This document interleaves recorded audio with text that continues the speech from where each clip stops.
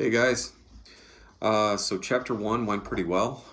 Here's chapter two. I'm going to divide it into three sections, the same way I did chapter one.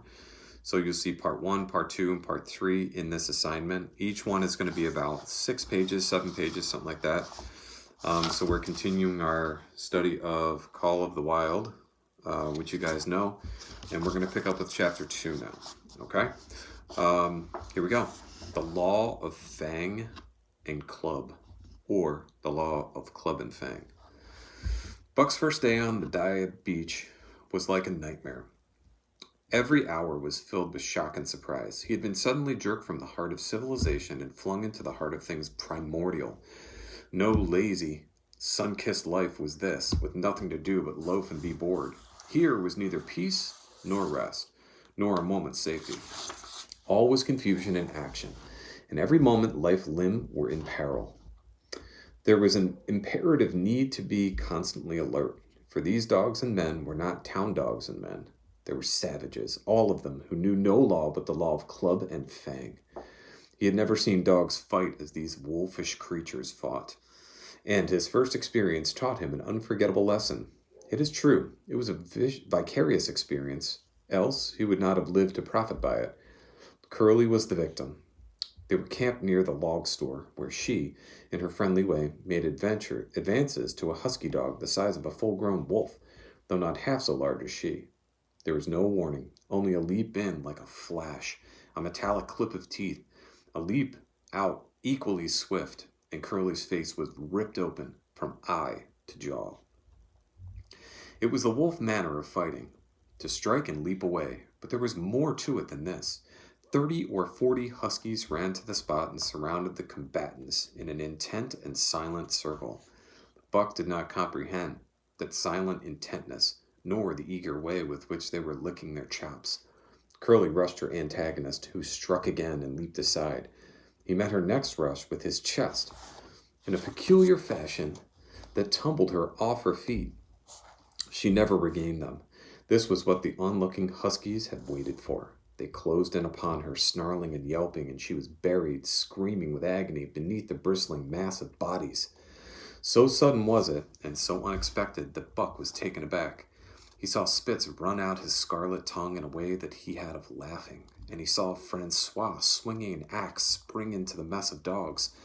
3 men with clubs were helping him to scatter them. It didn't take long. 2 minutes from the time Curly went down, the last of her assailants were clubbed off. But she lay there limp and lifeless in the bloody, trampled snow, almost literally torn to pieces, the swart half-breed standing over her and cursing horribly. The scene often came back to Buck to trouble him in his sleep. So that was the way. No fair play. Once down, that was the end of you. Well, he would see to it that he never went down. Spitz ran out his tongue and laughed again, and from that moment Buck hated him with a bitter and deathless hatred. Before he had recovered from the shock caused by the tragic passing of Curly, he received another shock. Francois fastened upon him an arrangement of straps and buckles. It was a harness such as he had seen the grooms put on the horses at home, and as he had seen horses work. So he was set to work, hauling Francois on a sled to the forest that fringed the valley and returning with a load of firewood. Though his dignity was sorely hurt by thus being made a draft animal, he was too wise to rebel. He buckled down with a will and did his best, though it was all new and strange. Francois was stern, demanding instant obedience, and by virtue of his whip receiving an instant obedience, while Dave, who was an experienced wheeler, nipped Buck's hindquarters wherever he was in error.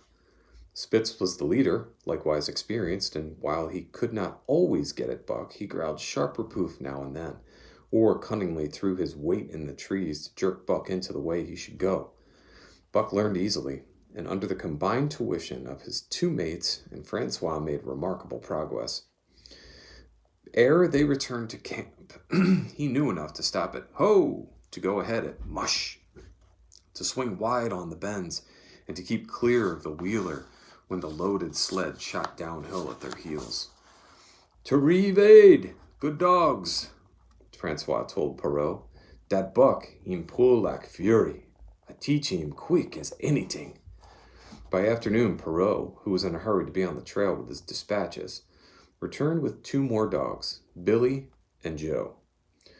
He called them 2 brothers and 2 true huskies, sons of the one mother, though they were as different as day and night.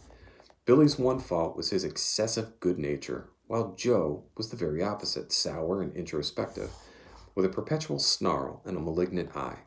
Buck received them in comradely fashion. Dave ignored them while Spitz proceeded to thrash first one and then the other. Billy wagged his tail appeasingly, turned to run when he saw that appeasement was of no avail, and cried, still appeasingly, when Spitz's sharp teeth scored his flank. But no matter how Spitz circled, Joe whirled around on his heels to face him, mane bristling, ears laid back, lips writhing and snarling, jaws clipping together as fast as he could snap, and eyes diabolically gleaming, the incarnation of belligerent fear. So terrible was his appearance that Spitz was forced to forego disciplining him. But, to cover his own discomfiture, he turned upon the inoffensive and wailing Billy and drove him to the confines of the camp. Okay, that concludes our first part of Chapter 2 for Call of the Wild. Hope you enjoyed it. We met some brand new characters there. That's pretty cool. And we're going to get into the second part in 1 second. And you can check that out in this assignment. Don't forget, when you listen to all 3 parts, check out the reading PDF that's in here for Chapter 2. And also, don't forget to take the quiz and submit it. All right, guys, I'll see you in a bit.